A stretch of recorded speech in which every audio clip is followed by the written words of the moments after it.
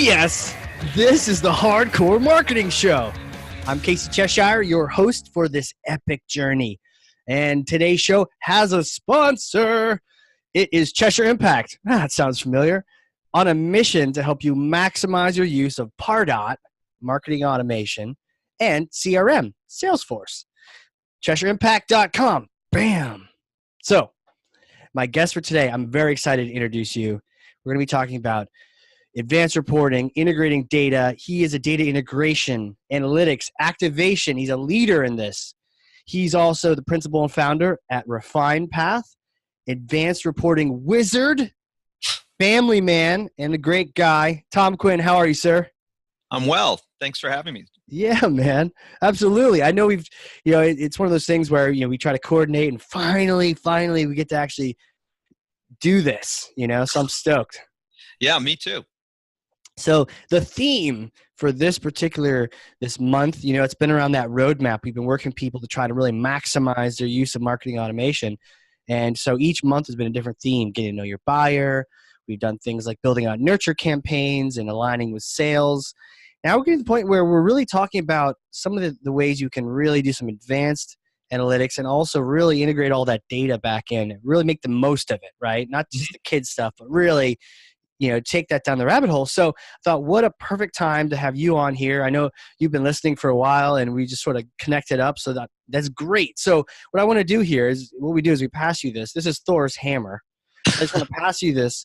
Receive the hammer. Yes. Now smash a myth. What kind of bogus strategies have you been seeing out there, around customers, around data, reporting? Just start smashing and we're going to just litter the ground with bad strategy. Yeah, well, thanks for the hammer. Yes. I'm a fan of the show. I think the biggest thing that I see out there is that a lot of firms believe that they're customer-centric, but they're really not. And I think that's an area that a lot of companies can improve.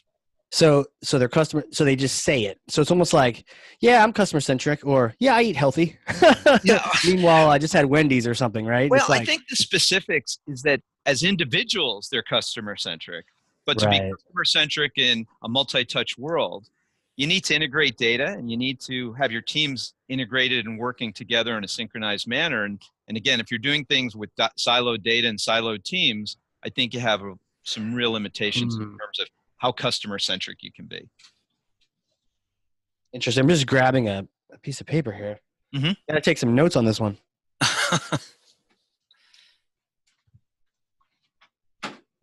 So it's not enough to just say you're customer-centric. It sounds like the silos get in the way. Is that really what's happening? Again, I think many times you may be customer-centric within your silo, but if another silo is customer-centric and they're not connected, the ultimate customer is getting a disjointed experience. Interesting. I guess that's it. So by the way, I say interesting a lot. I'm working on it. It's a bad habit. There's just a lot of interesting things. I also say the word weird a lot. I'm like, that's weird.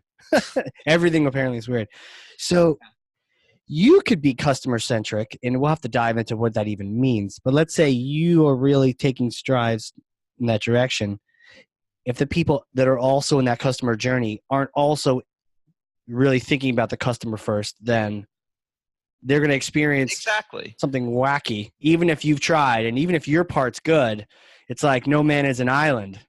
Exactly. I mean, again, I think that many times different touch points are being customer-centric on their own, but they're each collecting data and not sharing it with each other.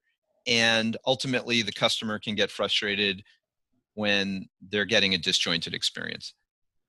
Collecting data and not sharing it with each other. So it'd be like, you keep your information in Pardot, marketing automation. You're not letting sales know. Oh, that's one way. Exactly. Yeah. But I mean, when you think about all the touch points that customers have, whether it's the contact center, whether it's email, whether it's digital media, there's a lot of different touch points. It could be retail, depending on the vertical you're in. And to the customer, they just want a great experience. And the better that you're able to integrate data and the better your teams are able to work together, the better and more customer-centric the experience is going to be. And then hopefully that leads to better business results. Interesting. So it's not enough just to have the team work together, but the data has to come together too. Yeah. So we can have the touchy-feely meeting. And by the way, we love doing this at Chesh, right? We'll host one where we map out process with sales and marketing. And what we do is we bring pizza and beer because marketing will show up just because they want to improve things. And sales is like, I don't got time for this. I got to close deals. But there's beer and pizza. All right. Let's do it. Let me see what you're talking about here.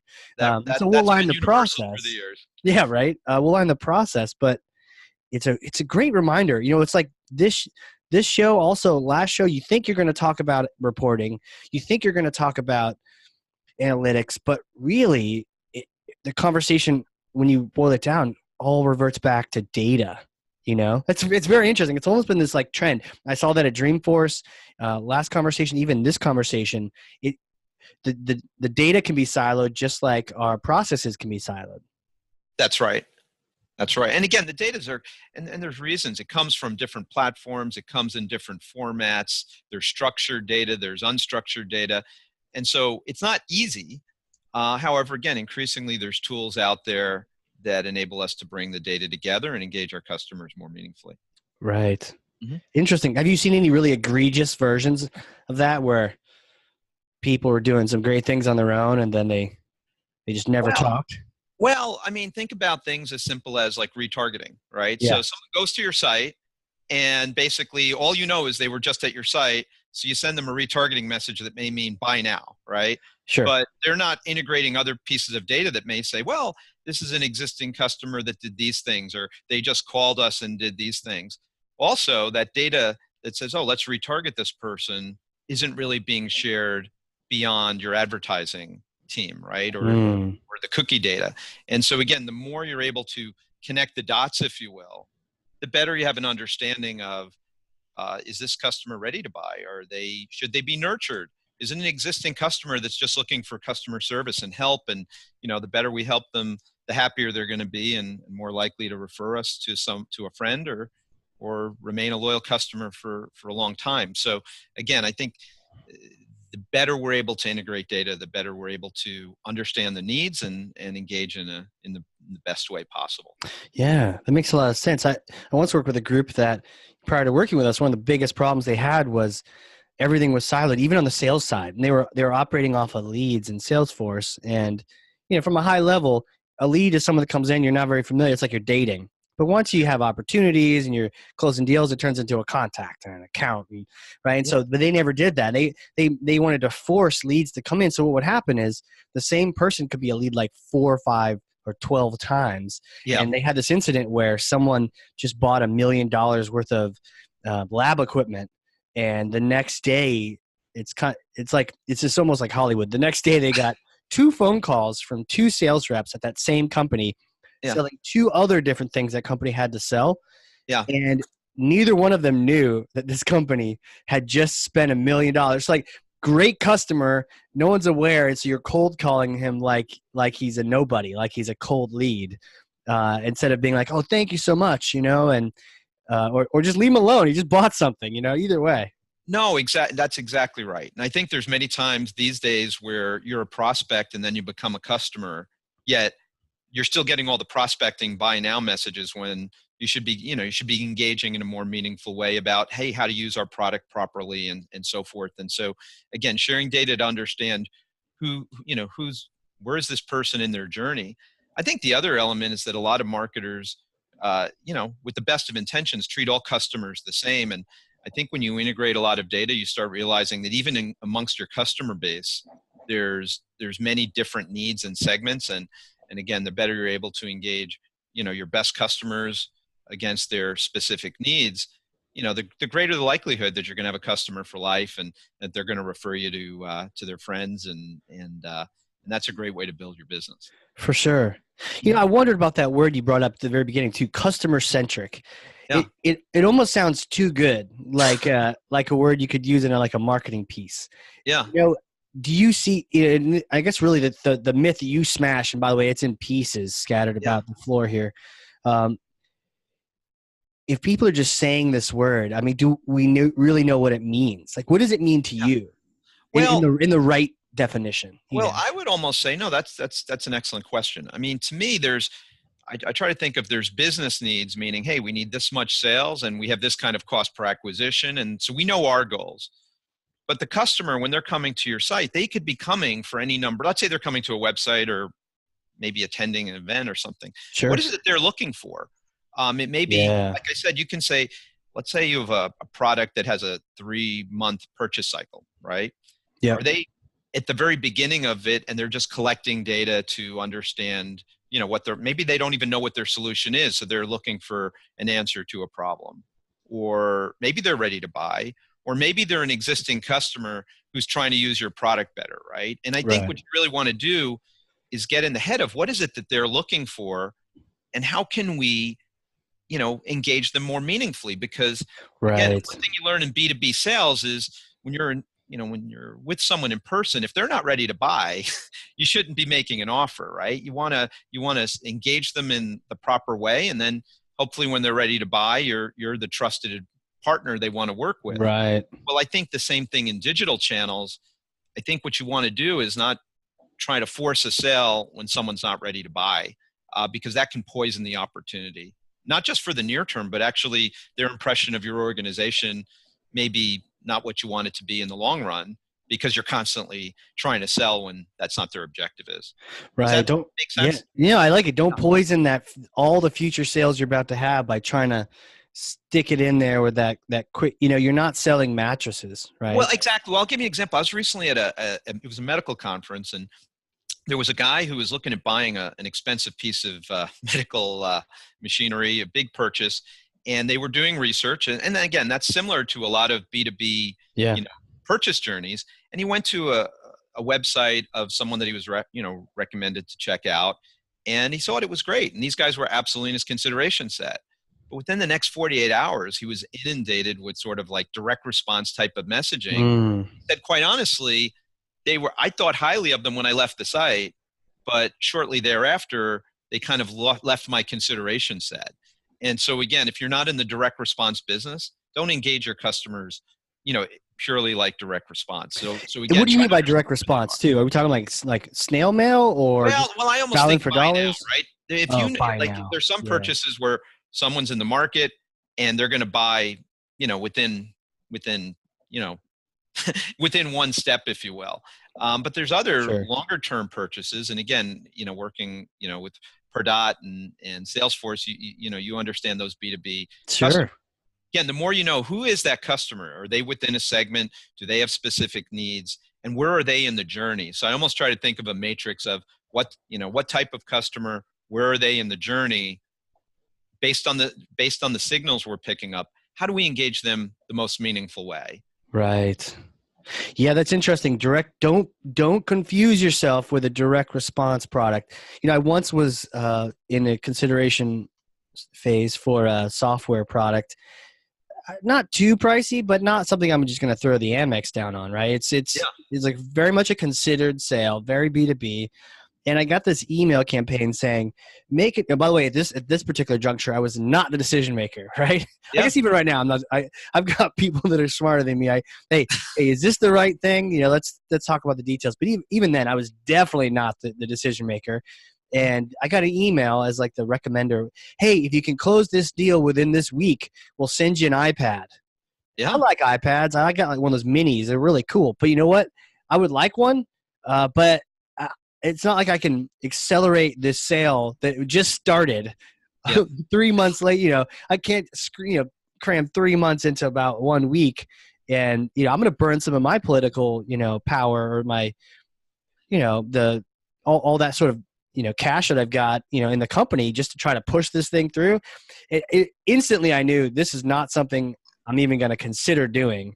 And I was kind of like taken aback, kind of like the people you're describing where your friend got inundated with all these direct response, like buy now. It's like, yo, we just started. Exactly. And I liked what you said earlier too. You said you want to be their trusted advisor, partner in that decision.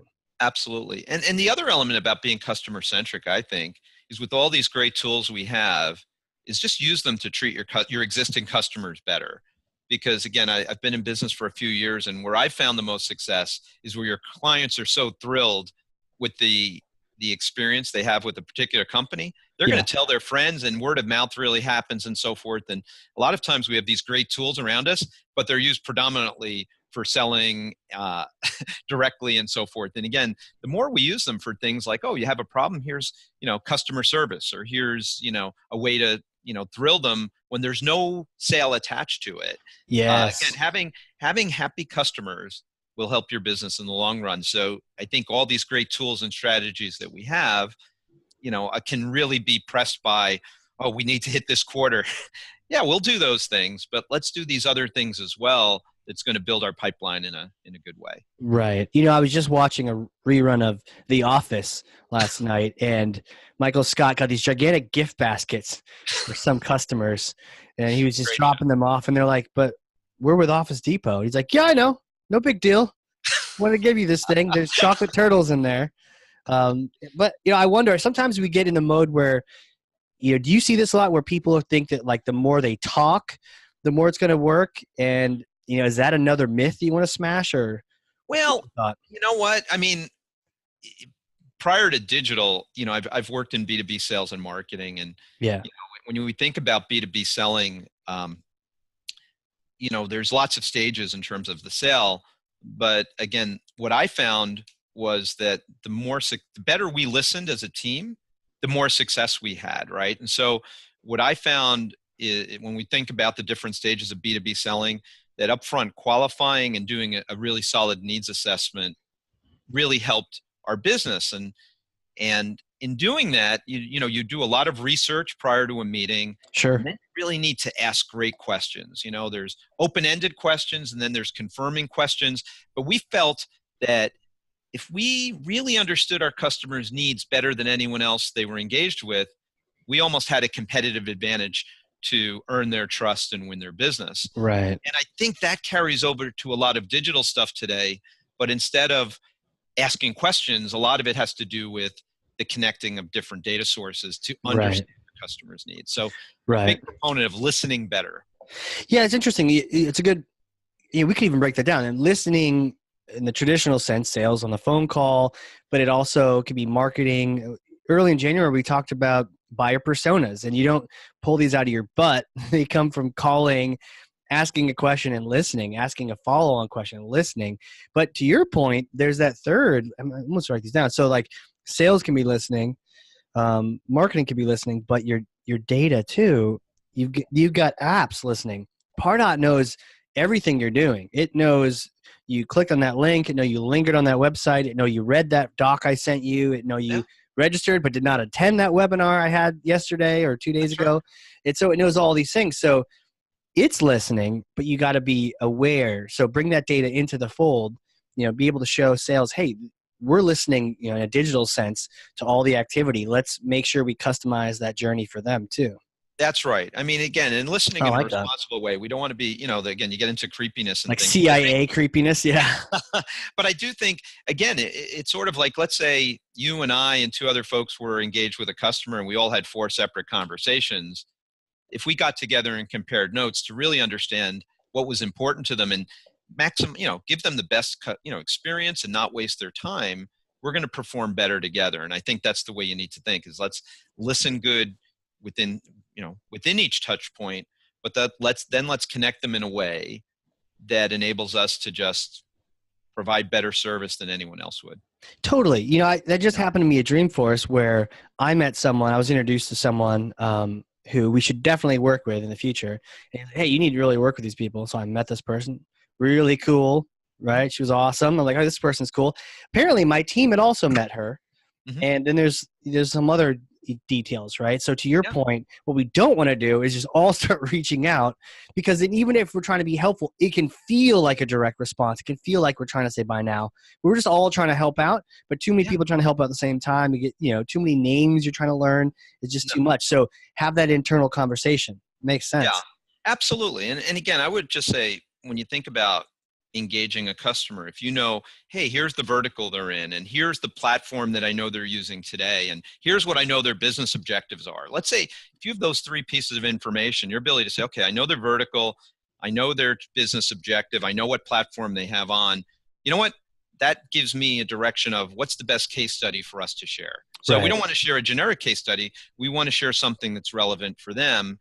And again, these days when there's so many different types of touch points, it's how do we connect the right dots so that we're, again, sharing the right information and giving them the best service.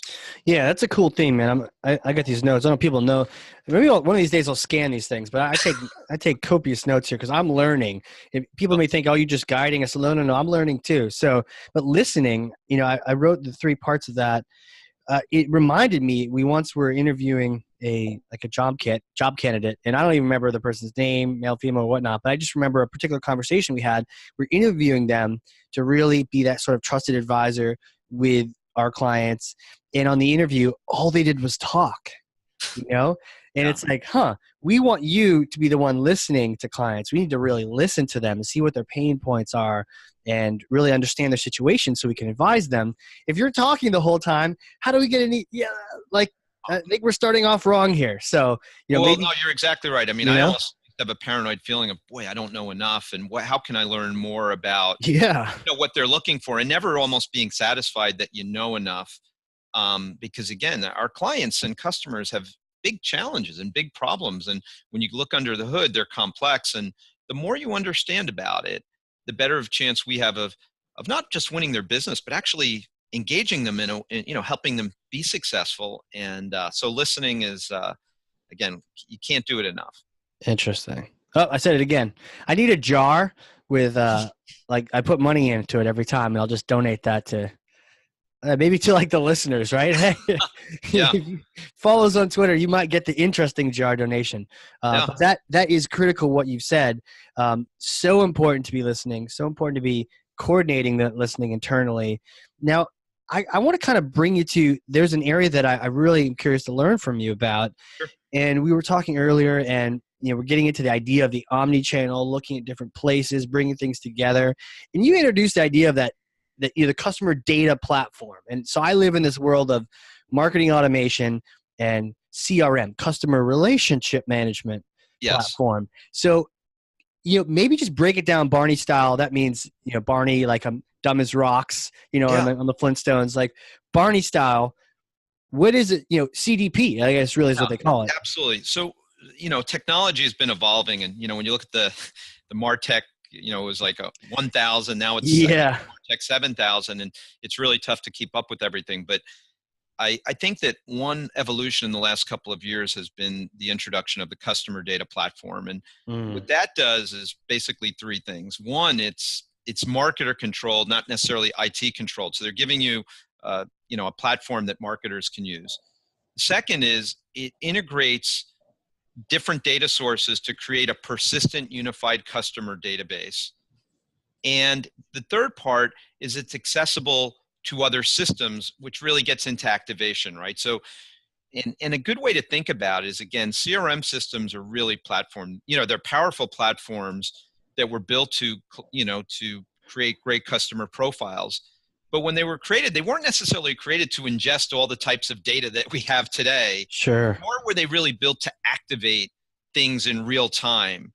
And so CDPs really, and again, another area aside from the CRM systems that they sometimes get confused with are data management platforms, which integrate a lot of data, but are predominantly cookie data for advertising.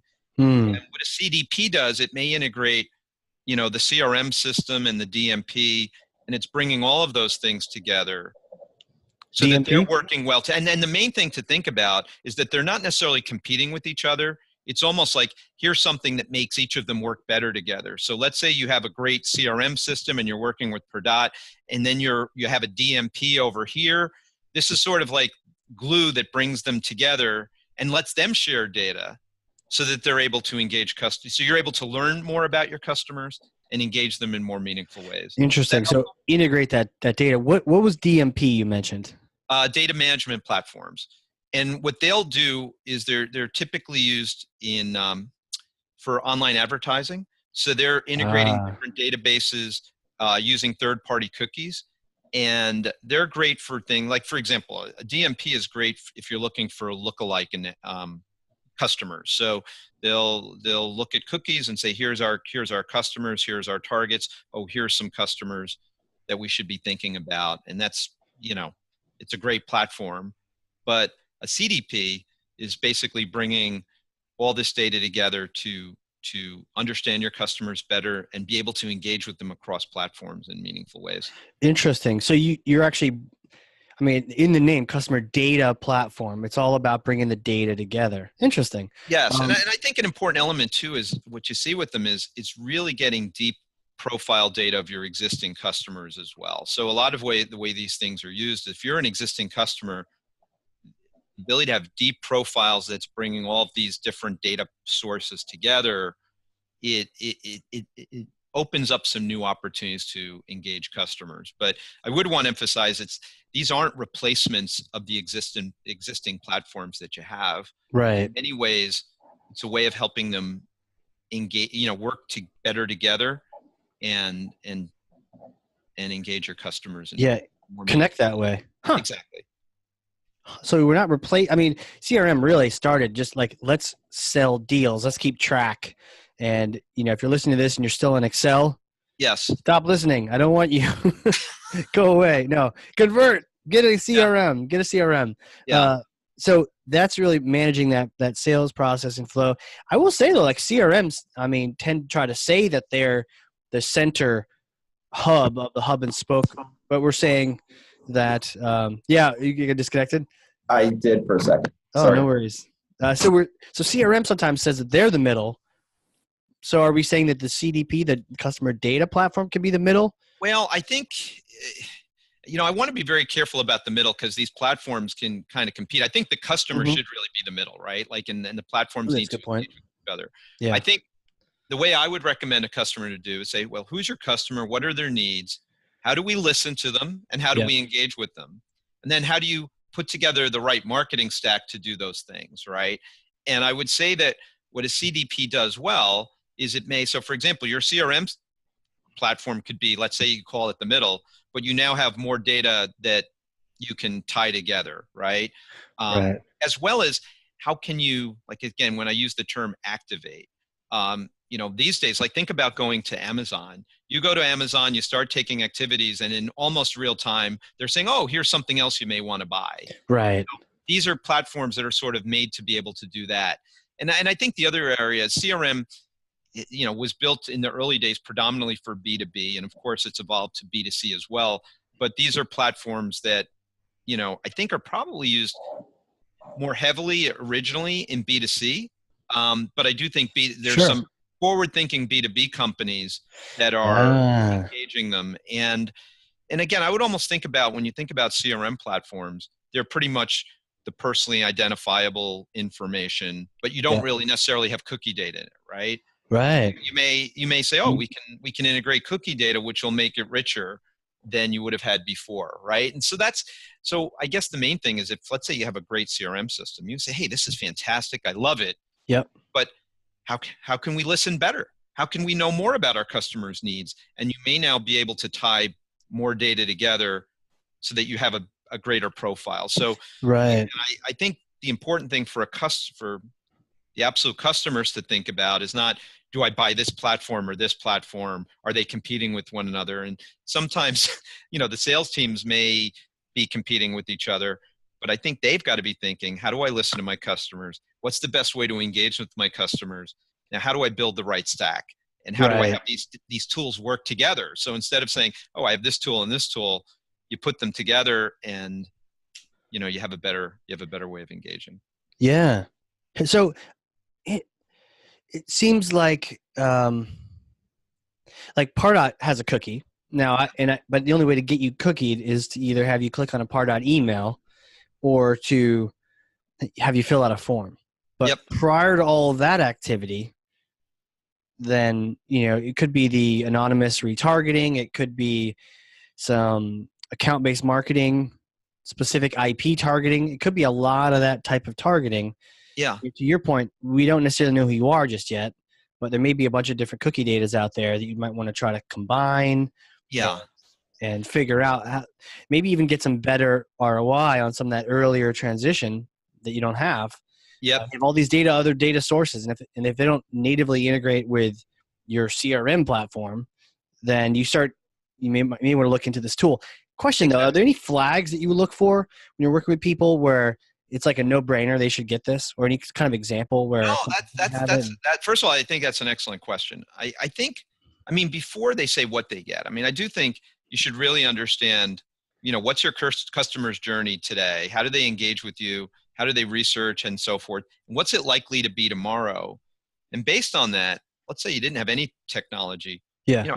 How should you engage with them? What's the ideal way to engage? And then actually map out some use cases, right? Sure. And then when you said, boy, this is what I'd want to do, I think it's, okay, so how do we now put that together? And you may say, you know what, we need right. perfect, and we need Cheshire to help us with this. Yay. But you may say, hey, but I need to do this piece too. I mean, I do think, when you look at the MarTech 7000, there's usually not one tool and say, okay, here's the one thing that solves everything. Right. You typically have to say, how do I bring these 4 or 5 tools together and make them work so that we're engaging our customers in a better way?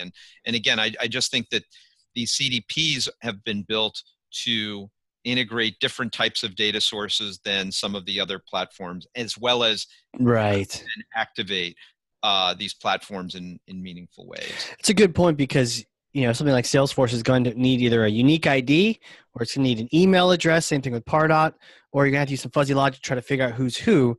But you need that kind of like that anchor for the data. Yes, exactly. So you're saying, and again, I think for most customers, I will say, to say when should you buy something, that's up to a customer, right? And I will also say my business is, or my practice, I'm vendor neutral. I have no, if someone doesn't buy a CDP, that's fine. I have no horse in the game that way. But I think that if you really are thinking about advanced omni-channel personalization, meaning, hey, I want to engage customers the proper way, whether they're at my website, email, speaking to us, contact center, as well as if they're interested in cross-channel analytics and reporting. Yeah. I think if they're interested in either of those 2 subjects, they should research if a CDP is right for them. And again, then they'll be able to decide what they should do. But if you're interested in those 2 subjects and you don't know what a CDP is, that's where I would just say you should hopefully do some homework, because there could be some good solutions that you're missing out on. What are some good ones? Well, the thing about, I get you're neutral. Is it kind of pick and place? Or? The one thing is I hate mentioning, because one of the challenges out there's probably about close to 50 companies that call themselves CDPs today. And I think a good place to go, there's a website called cdpinstitute.org that'll have a large number that can be looked at. But there's a number of, I hate saying it because I know I'm going to leave someone out, but there's great, some of the good ones. There's mParticle, there's Lytics, there's Agile One, there's a number of good platforms. Interesting. And I think it's really important to understand, which is the right one for our business, because let's say you're, a financial institution versus a pharmaceutical company versus a retailer versus a B2B company. Right. There may be a CDP that's better for you than others. So one question people ask me is, what's the best CDP? And a lot of times I say, well, it really depends on, what your business is. Right.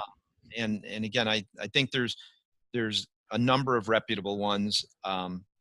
So some focus on like finance, some are probably better for manufacturing or for retail. Yeah. Well, and I'll give you an example. Like, let's say, when you think about integrating data, like it said, like it's a simple thing, it's really hard. So if I think about my customer experience in financial services, like, I do things online, but I also go to automatic teller, right? Or if I'm traveling through an airport, there's different connections. And so again, I think there's lots of different types of data that can be brought into these things.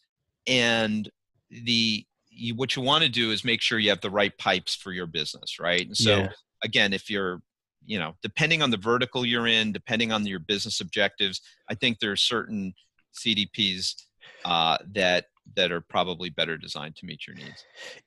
This is cool because one of the things you said earlier is that it's very heavy in the B2C side, which is probably why my head doesn't already know about all this. Yeah. And I'm actively learning in front of people live on YouTube.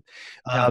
But a lot of these developments start in the B2C side. And then Oh, to your point, some of the B2B companies that want an edge start bringing them over. oh no, it's some B2, like I would say, like when you think about account-based marketing, Yeah. and again, I've been in, since 2000, I've been involved in online media and so forth. And I think you're exactly right there, is that when I think about some of the account-based marketing stuff, and there's great companies doing great things, I think it's still early days. And I Sure. think what we're going to, my prediction, I could be wrong, but I think there's some companies that have been forward thinking in B2B and have brought in CDPs, and their account-based marketing, I think, is moving even to another stage because they're connecting more Sure. data. And when I think about B2B sales, these are complex sales, right? There's lots of players. Right. There's lots of, details in a deal.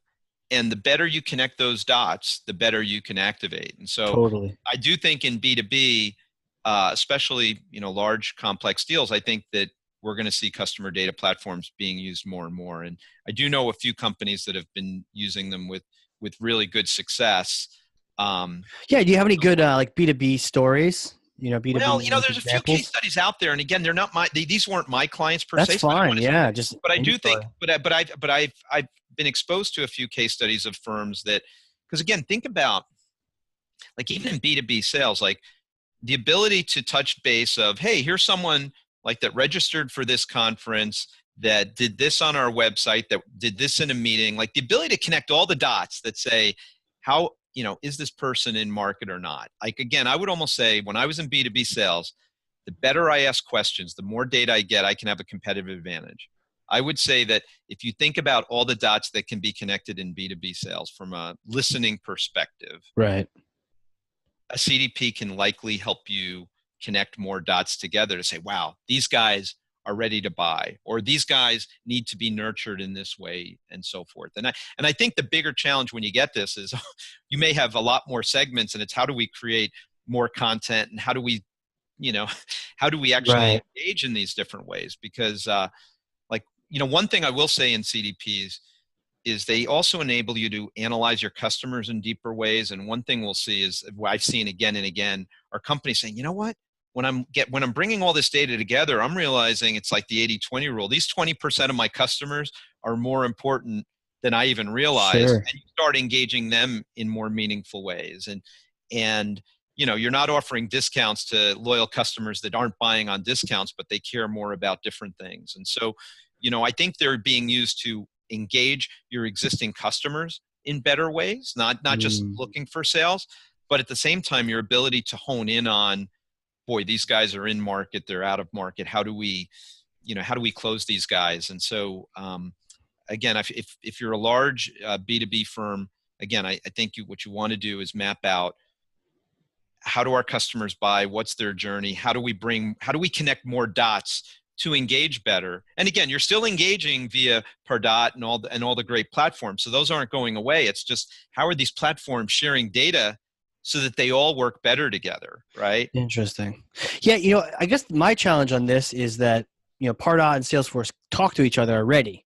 Yes. So what matters then is, what are those endpoints? What are the data points that you could be gathering from other apps that aren't being brought into the fold? And I think you've Exactly. mentioned the advertising, the online advertising, retargeting, cookie pools Yes. type things, anonymous visitors, people you don't even know you want to start targeting. They haven't even ever hit your website, right? With Yes. Pardot, you have to have hit the website or be cookied in some way and click something. Otherwise, we don't know. So there's that Yeah. whole part of the funnel before they get captured that could have some data that we're not necessarily capturing, and Yeah. that's kind of like the fuzzy land, the foggy land that we're not really aware of. So I could see that being brought into bear, and then Yeah. also maybe some of the physical in-person type stuff. Oh, there's in-person stuff. There's contact center stuff. Like, again, depending on a Okay. customer, Yeah. who they are, there's all, like, if you were to just say, like, again, I think a lot of times we start with the technology and say, hey, what can we do with the technology? Let's Totally. say we Yep. step back and say, we don't know about the technology. Let's map all the touch points that a customer has and what they're doing aside from technology, and say, what should we bring together? And I'll sort of give you an example. Like, if you think about, like, the guys that founded a business like Uber, they you could have said, hey, how do we automate ordering a taxi and you do one thing. But if you step back and say, you know what, let's start from scratch. Yeah. You know, what if, and they designed use cases. I would almost say the same thing. If you're stepping back from a B2B perspective and saying, let's put all our platforms aside for 1 second and just be people and say, what are all the ways, how do our customers buy today? How, who do they talk to? Where do they go? What's their process? And what are all the touch points? And okay, so how do we listen better? And then how would we best engage with them? I think then you'd start saying, oh, wow, we can do this, or we can do this. And I think that's really, what I would recommend starting, as opposed, and then I think you start saying, Smart. oh, wow, a CDP can do this or in this and so forth. And here's what we can do without the CDP. And that's where I think customers will decide. And some customers, they say, you know what, Pardot alone is all I need. You may say, wow, if I have Pardot and this other things, my Pardot actually performs better because Pardot's getting data that it may not have gotten before. And so I think that's the thing that, again, if we take the bias out of the platform for a moment. Good point. Yep. You may say, wow, when I bring these platforms together, they actually do better. And to Salesforce's credit, that's why I think they've made a number of acquisitions through the years. Like they purchased Crux. Crux is a DMP, and they realized, Crux with Salesforce is more powerful. And so I think the element really gets into, but I will say, is start with the customer. How do we listen better? How do we engage better? And then what are the right tools we bring to make that happen? That is sort of the mindset, as opposed to starting with the tools and going backwards. Don't worry. And then I think if you use that approach, the tools typically will work better at the end, right? That's because I don't want to discount it. No, it's funny. You're actually feeding me back my own medicine. It's pretty cool.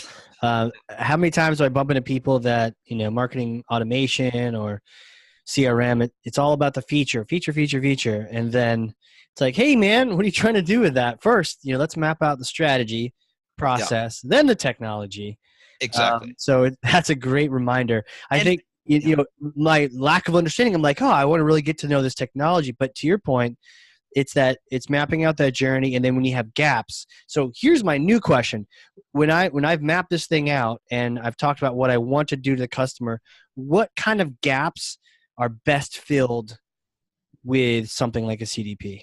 Well, when you think about gaps, like again, if gaps or opportunities. Yeah. So again, like as you mentioned before, like if someone is doing something online that with a, in an area that you're not working in, or you don't have there, what can be connected, right. What can be connected there? What meetings can be connected? I think the main thing here is that you want all of your data shared in pretty much in real time too, right? Like a lot of things connect data. It may be connected once a month. It may be this, but how do you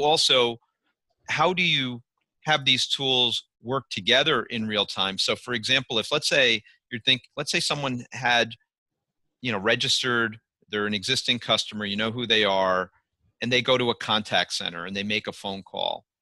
And then they have a problem. There's an operator somewhere that knows they have a problem. Does that information get shared across the organization? How far? So your best customer calls up, and is that shared across every other touch point? If someone registers for something, is it only within a certain silo or two? Or does it get to the contact center, right? So would the contact center person know? And again, how many times in life do we go to a website where we're maybe frustrated, so we then make a phone call, and on the phone call, the person's saying, well, who are you? Okay, tell me again what your problem is. When in reality, there's probably a lot of clues that are out there that say, oh, wait, this is what's going on. And so again, I would just say that when you think about every touch point, how do you share them in a way that each touch point in near real time is engaging that customer the right way, right? And I think that's where, a lot of the tools that we are using today may be within one or two touch points, but they're not all of the touch points. Is that make sense? Yeah, no, it makes more sense because as you mentioned, that was interesting about Crux. So Salesforce acquired Crux, a digital management data management platform. Data management platform. Yep. And now it's called Salesforce DMP. That's correct. So does that mean that Salesforce really is now becoming not just a CRM, but also a CDP? Well, Like again, I would say that within Salesforce, let me this way, it's tough for me because there's lots of moving parts. I don't want to say it. It's because I think even within Salesforce, integrating different tools is a big challenge. But I think Salesforce is a leader and does a great job with all these things, and right, they'll probably acquire more things in the next couple of years. I do think there's a recognition, though, in making the acquisitions, is that they look at great companies that say, wow, this is something that folks need. A DMP is absolutely different than CRM, so we want to have both. have I both, think, yeah, how do you connect the dots, and how do you connect? Again, I think it's how do you connect the dots for listening and hmm analytics, and then how do you connect the dots for activation, which is like, right, oh wow, I just heard this over here. So again, if someone's just doing retargeting and saying someone came to my site, let's start retargeting them with ads, but you're not engaging them in other ways, that's a missed opportunity, right? right, As well as, let's even go in a different way. So, you know, let's say I was looking to buy a car. I mean, again, this isn't B2B. I was looking to make a purchase. Let's say it was a major B2B purchase. And then I go to the website and then they keep retargeting me as like a customer when I was like, no, I just bought your platform. The company should know that I bought the platform, but the data wasn't integrated the right way. So I'm still being treated like a prospect, and you right? could be wasting that ad spend or that money Yeah. on that, yeah, As well as, let's say there's different people within the organization. Let's say, a CMO comes and someone in sales comes, right? You may say, right, oh, wait, this is the way to engage this person, right? So again, the ability to identify and understand, here's the organization the person's with, here's the role they're in. I know these things about them based on how they're engaged. What's the best way for me to meet their needs, right? That's, I think, right, what we want to be able to do. So if you step back and say, yeah, in the purchase, here's customers that are buying, and maybe the CFO is going to come to our site, right? The ability to say, right, here's who a customer is, how do I engage them more meaningfully? Same thing, in terms of existing customers. How do I know who they are, share all, connect the dots better, and engage in real time or near real time right, in a better huh. way. The big takeaway I get from this is we're just busting silos. We're just busting out of those pathways. You might have data in different places, and great, if you're not using it, you're basically wasting the opportunity, and you could be spending more than you need to, or you could be missing a nice way to really engage or re-engage with someone. Yeah. Yeah, Well, I think again, you want to understand who your customer is. The better we listen, the smarter we get, the better we have an opportunity to serve our customers. And I think what you want to do is have the right stack, technology wise, and the right operations. Again, I think another challenge for a lot of companies is that when they'll say, "Hey, I bought this technology, we're good to go." And I think, as you know, it's not just having the right tools; it's what you do with it. And so you want the strategies that are you're building the right strategies, you're building the right use cases, and your team is working together in a way that delivers a great customer experience and hopefully have a customer for life. yeah. Speaking of customer for life and lifetimes, I'm curious who you are and how you cut this experience. Something that it's kind of cool. It's something that I was very much not familiar with until now. And Yeah. so, I mean, who are you? Where did you come from? Yeah. Well, I'm a native New Yorker. My parents were Irish immigrants, grew up in the Bronx, and uh, after business school, I worked in Amsterdam for SmithKline Beecham and came back, and I worked for a company called IRI for 8 years. And that foundation was really based on listening to customers via retail data. So we'd collect a lot of retail data to understand how customers purchase products. Then I joined a digital agency or a company called Aquative. Our agency was Avenue A. We later acquired Razorfish and changed our name to Razorfish, and we were acquired by Microsoft. Since then, I've held a number of roles, including CEO of a company called Real Time Content, which was personalized video. That's now owned by Pitney Bowes. Also recently worked as general manager for an automated media buying platform that was at YieldX that was sold to AppNexus. I worked Huh. at AppNexus for a little bit. And what I was realizing, I guess my biggest thing is that there's three challenges that I think I kept seeing from different organizations. One is needing to integrate data better.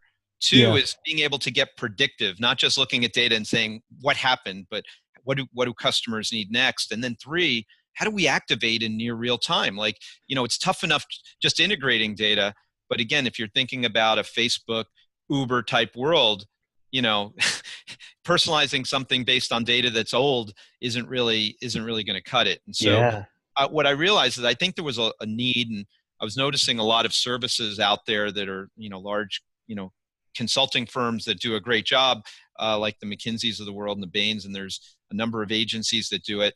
But those are pretty large, solutions. And I just thought there was a need in the marketplace for boutique shops that specialized in integrating and activating data. And so basically it's, bringing together 20 years of experience working with, working with great clients across, verticals and so forth, and working with large agencies and so forth, but using tools and as a boutique, we can, offer the strategy, I think, in a way that's more cost effective than some of the larger solutions. Right. Now, what was cool about that description of your last 20, 30 years is that there was an 8-year period where you, and I know we talked about this earlier, you spent it just diving into customer data, trying to understand it, trying to make sense out of it for almost a decade. I'm curious, do you have any takeaways? Did you learn anything that you kind of take with you to, moving forward? And I mean, what does that do to you? You probably hold up in the library and looking at data. Well, I'm a little bit older, and I think that in the early days, like when scanners came out, for a lot of marketers, that was sort of the beginning of big data. You went from cash registers to these data that collected that collected everything.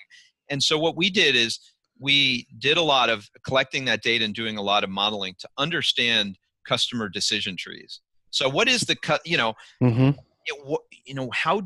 what are the customer segments that are out there when they're purchasing? What is the process and what are the alternatives that they consider? Where does price fall into it? Where does merchandising fall into it? When does variety of product fall into it? And, for me, I think it's great when you're working with lots of different categories and verticals to just analyze, first of all, start with the customer, right? Because like we all say it, but you realize when you really put your head down and say, "Why, I don't have the answers," because if I use the bias of how I buy, I can easily make a lot of mistakes. And I think the ability to just immerse yourself into the data to say, wait, here's all of our customers, and here's the pockets as well. Because I think the thing about data mining in general is there's so much data out there that we can struggle using it, but the ability to hone in and say, here's our best customers, and here's how our best customers behave. And now, how do we use this data to introduce new products, to make our existing products better, to make sure our products are in the right shelves, and so forth. And again, I think that applies to B2B as well. Yep. But again, and we were doing all this before the internet really was taking off. And so I do feel that was a great experience. The other thing I really do like is that today, when you think about 360, there is offline and there is online. And I think it's important that if you're only in one, if you've, come up through social or you came up through search or whatever area that you are, is that, for me, it was a great experience to really understand what's happening offline as well. And then complement that with another decade plus of deep online engagement. Yes. A couple things I got from that. One, data. Start with your best customers. Mm-hmm. Up to your eyeballs in data. You can have too much data. It's all about taking action on that data. And you started with who were the ones that have been spending the most. They're the best customers. So if you got to start somewhere, start there. Yeah. And then I also got a reminder from that is that sometimes we can get all shy and hide in our digital ivory towers and either not have phone calls with our best buyer to find out how their process went, or those in-person events. I think back to, going to Dreamforce and, having some salads with one group and then, having some drinks with another. It's those kind of things that there's one particular person I have dinner with every time, and it's such a great time. And I feel like I have that much more of a relationship with them just as a person than, so not forgetting the value that can come from those in-person events. And, it's almost like, how do we even calculate? For us, it was even an afterthought for how we're going to track all this. And Yep. even just tagging them with a campaign to say that, yes, you met at Salesforce doesn't quite necessarily loop that in. So it Yeah. does seem like there's a little bit of that, the barn door swung way digital, and we forgot a little bit about the power that can happen from just, breaking bread with someone. That's right. And I would almost say, again, if you obsess with saying, I really care about my customers and I want to know what's important to them and how they buy, you may even say, based on digital, here's what we know about the journey. And then Right. you may say, what do I not know? And then when you meet them in person, you may say, hey, by the way, and you're asking questions that's complementary of what you know from digital and filling in Yeah. gaps and saying, you know what? That's why they do this. Right. This is their decision criteria. And so again, if you're almost thinking of every engagement is to learn more about how they buy and what's important to them, and you connect the dots of online and offline, you have a better chance of engaging them better, right? Right. Tell me about decision trees. It sounds like that Well, was something that was big into that process and understanding the buyers. I haven't really been exposed to that. yeah, well, I think about a decision tree as easy as, okay, so when you have a problem, think about what are your alternatives to solving that problem at the Sure. very beginning, right? And so it may mean, you could think about it as, do you buy a car? Do you lease a car? Do you not need a car and you're going to use public transportation or whatever? Then Right. Or just then keep driving from your old there, bucket of bolts. so there's the solving of the problem. Then it's what do I consider? And I think to me the decision tree, it's almost sort of like a journey, but many times you would all say, what are the alternatives that I consider? And what are the trigger points that make me say, oh, I'm going to go here? So when you think about a decision tree, it's almost like it almost looks like a bracket for like an NCAA tournament where you're saying, oh, you Yeah. start here and you're going here and you're going down this path. And the more you know. And so at what point does price become a consideration, right? Is it Right. early in the journey where you're saying, look, my budget is X, so I'm not going to consider something else? Or is it a last minute thing, right? And so, and then what are the alternatives? If my top choice is unavailable, what's my second choice, right? And so Yeah. I think when we think about our own lives, you could probably think about a major purchase and say, what's the path we go on and when we make which decision? And for us, that started with using, like, again, rich data. How do you use rich data to connect all the dots, all the data you have together? And then how do you map out that journey, that decision tree? And with all that knowledge, then how do you give your customers what they want, as well as qualify so that you don't waste time on Right. customers that, you're not in their consideration set. So you're expending a lot of resources that are better used elsewhere. Now, did you create these decision trees or like discover and research them purely using data? Did you talk to some customer sets as well, or how did Yeah. you Well, do that? no, that's an excellent question. I mean, I do think that in life, like to me, there's like I would almost say there's quantitative data, which may be rich data, and then there's qualitative, which may mean, hey, I went to 20 dinners or lunches, and based on that, this is what I learned. So I think it's fair to Yeah. say that they're all based on information, and the richer the information, the better off you are. So if you basically say, look, I met with one customer and I heard this once, you could use that, but it's based on a sample of one. Right. But I do think that, like, I don't think that anyone should be married to just database data, because you may be missing things. I think supplementing it with qualitative data makes sense. I think the thing that's most important is that you're really just understanding what your customer is doing. And that's where, again, start with the customer. Don't think of data as more important than the customer. Just think of, if you have more data and more examples, it's great. Like, again, I would say if you speak to 20 customers and 18 of them tell you the same thing, I typically have more confidence than if I spoke to one customer, because maybe they're an outlier, right? So Right. that's the way I try to think I about it. like that. You're balancing both. You spoke to those 18 customers. Let's go look at the data, see, are they similar? Are they Yes. similar profiles? Do they have the same industries? Or is this across the whole system? Or did Yeah. I accidentally cherry pick 18 of a particular subsegment who all said this? So it's maybe not the whole decision tree for everyone. It's just for that smaller group. And then it's how many segments. I think you're exactly right. And I think then, again, the richer the data you may have as well.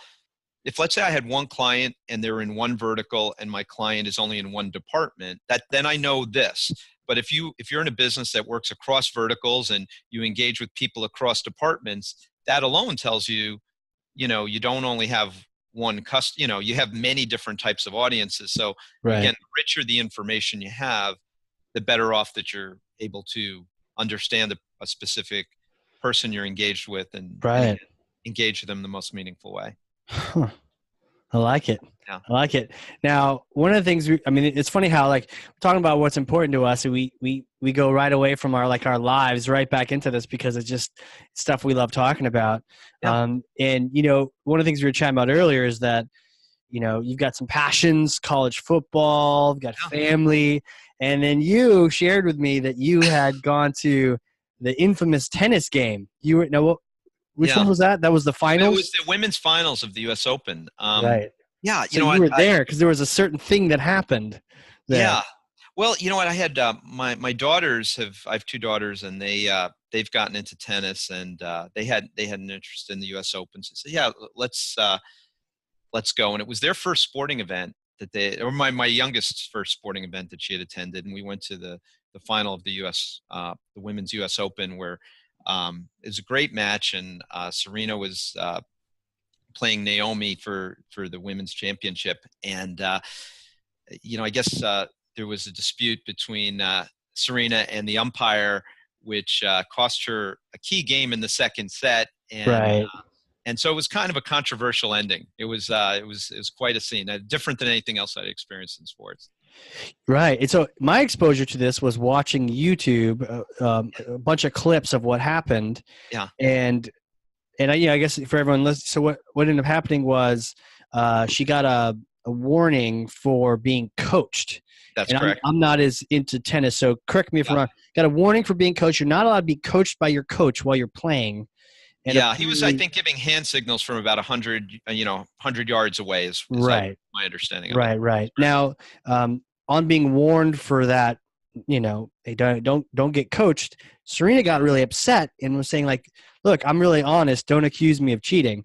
Now, What was crazy on the YouTube video is it cuts right to her coach who they talked to after, who was like, yeah, I was coaching her. Yeah, everyone does it. Right. Yeah. I was like, but Serena, you were getting coached. But anyway, so she got really upset over that warning. Yes. So that, what did she do? She smashed her tennis racket, I think, right? I mean, I do think, because again, I think things happen over. My understanding of it was she had the warning, and then later she was frustrated, and I believe, aside from that, smashed the racket. Right. And I think there was a penalization of a point. And I think that she had realized, I think, the original warning, my understanding was it was sort of a formal warning. And I think I don't think she thought that counted as this thing. So when she lost the point, I think she really got upset. And then now what did you see? Right. Cause well, that was apparently I saw more just on YouTube, but you, all of a sudden the score just changes and you're like, what? Well, I'll tell you what happened. It was kind of interesting because I've been to lots of sporting events through the years. And if you're at, let's say, a football game, if holding is called, holding is called. In baseball, if an error is called, it. Well, the thing in the stands at the U.S. Open, they didn't announce what happened, and you couldn't hear from the stands from where we were sitting what was occurred. So at one point, you just saw her penalized a point.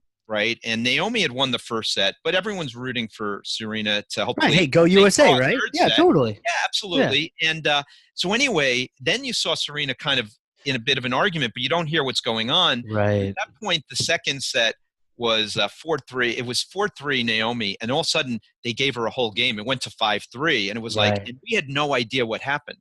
You didn't know. First of all, we didn't know. So it's not like football where they're like a penalty on, like Patriots or New York Jets. I think, and the other issue is you're at a championship, and pretty much when it went to 5-3, the odds of the match, it pretty much felt like it was over. So can you imagine if you're watching a Super Bowl and all of a sudden they award a team a touchdown when let's say someone was up by 6 and you say, hey, we're giving them a field goal, and you're like, boy, they're not coming back from 9. So you're sort of at this great match, and based on the score, it almost settled what was likely going to happen. It was going to be a long shot for Serena to then have to come back. So I think there was some dissatisfaction, and I think the crowd was actually criticized for booing. And I think the sense I'd want to say is Naomi played fantastic. She's a worthy champion, and I think I never saw anyone boo her. I do think there's a little bit of frustration of we're at this great event, and boy, you it was sort of like an umpire's decision in many ways decided that, and that doesn't excuse Serena's behavior, but right. I just think in the crowd, we didn't know what was going on. Yeah. Like refs in football, you hate to like be the one that, this penalty means the whole game is over. But and I guess to follow up with, everyone telling the story, because we're kind of jumping around, but so she had a warning for getting coached, which she was, because her coach said he was coaching her. And then she was mad and really is losing her temper, which apparently she's done a lot before. Yeah. A lot of tennis players do. A lot of tennis players do. So she smashed her racket, and that's a racket violation. So she lost a point. And so the score went from like 0-0 to like 15-0. Right. Yep. So she lost like a point there. Yeah. And then after that, her temper just went, bazinga. And then she was really starting to yell at the ref and like, and tell him that he was, incorrect, but also be like, you're a thief. And like, she wouldn't let it go. It's like, we've all been there where you just don't let something go and you should, it's like the email you shouldn't send. So she sent the email. She kept sending it to this guy. And then she's like, okay. And the third violation, what happens is you lose a whole game. Right? Yes. Game, and you lose the whole game, and that was it was a critical game. In the final, in the US Open final, you lost the whole game because you couldn't shut your mouth. And so, I know there's a lot of color afterward, about, women's rights and all sorts of things. But if you just separate all that out from it, it was, she got mouthy and she got points taken away. And I think some of the criticism is, other people get mouthy and they don't lose this stuff. But to your point, there was already some warnings happening. Everyone gets a warning. So some people smash their racket, and that's the first thing they've done. So it's like, this is your warning. Don't be a crazy man. But what's crazy is you mentioned that, the booing, and I was like wondering about that too. I was like, oh man, these people are crazy. But I realize now after talking to you, I would have probably booed because I'm like USA hardcore. So if I just, my team's now suddenly got a point down, like what the heck, or lost the game, we're going to lose this thing. And you probably spent hundreds of thousands of who knows how many dollars on this thing, and it's like going to be over soon. I'd be like, boo, what's going on, Yeah.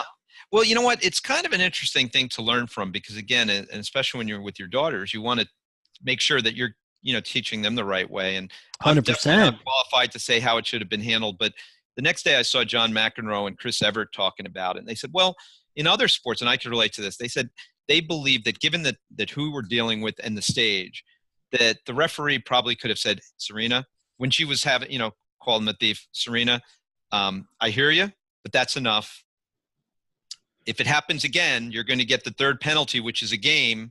And then if she continued, it would have been okay. But he didn't give her that warning. He just, he took the game. And again, some people may argue with it, but that was sort of John McEnroe and Chris Evert's position. And I thought that made sense because, again, it didn't just hurt her. Poor Naomi just won her first Grand Slam final. I know, she got that, yeah. And it almost created a situation that was tough. And so, again, I think there's a lesson for everyone. I mean, again, I think that, I was even telling my daughters, look, what did you tell them? Serena Williams has to deal with adversity, but even when you're the umpire, I think understanding the time and place, we can all probably learn something about the best way to handle these things. Yeah. Yeah, interesting. So what did you tell them? Just, make sure you work hard? What do you tell your daughters at that? Because I have a daughter too. Yeah. Well, that's an interesting thing. I said, well, you know what? I mean, first of all, there's the listen to the umpire, and in life, there's going to be adversity and you're not going to get all the calls, and listen to the umpire is one of them. The other thing is I did say, you know what?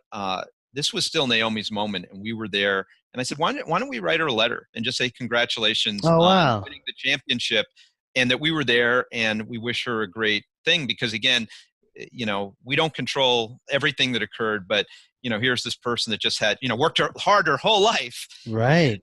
And the experience was a little bit less than it could have been. And so if we can do some small gesture that helps make it cool for her, I think that would be good. So those are really cool. Good things. Listen to the umpire and still let's control what we control and let's, right. But write a letter. Like, it's almost like you kind of turned it around on it, kind of this whole negative thing. And it's like, let's congratulate the champion, Absolutely. And let me this way, to be clear, Naomi was playing better that day. But again, in sports, things can turn around. Well, she won the first set pretty clearly. Okay. Second set, Serena had broke her serve, but then she came back and broke Serena. So they were sort of a little bit more even in the second set, but Naomi had been playing better, and she was a worthy champion, everything else aside. And so, that shouldn't be lost in everything that occurred. Good point. Especially if she's earning it. And if she played horribly and this was just like this miscarriage of justice, it would have been, but the fact that she worked hard and she had a great tournament and she was the better player that day. And at the same time, we wish it played out without the way it didn't, but she was a worthy champion. Agreed. Yeah. If you're going to lose to someone that's humble and cool about it like that, that's cool. Absolutely. You'll have to let me know if they get a response. Lots of fan mail. Yeah. Yeah. Cool. Awesome, man. Well, hey, where can people connect with you? What's a good, what's a good avenue for that? Yeah. Well, again, we have a website, refinedpath.com, and that has all our contact information. We could get followed on Twitter. I think it's Tom A. Quinn at Refined Path on Twitter. And happy to, help. And again, my sense is if anyone has any questions in these areas, happy to provide any guidance I can and be as helpful as I can. Awesome. That's the way to do it. Cool, man. I don't know if you looked at the clock, but time has flown by. Cool. So I appreciate you coming and joining here and teaching me a little bit about data and getting out of the silo and being customer centric. This is in decision trees. I've got 2 pages of notes here. Well, thanks a lot. I've learned a lot from your previous episodes. And so again, big fan of the show, and thanks so much for having me on. Awesome. And for everyone else out there, if you learned something on the show, and you should have, because I did, and I know everything. But if you learned something on this show, share it with someone, Facebook, Twitter, just throw a link out there, get it in someone else's hands so you can, keep the love moving around. And, thanks to you, Tom, for joining. And for everyone else out there, this has been the Hardcore Marketing Show. We will catch you all next time.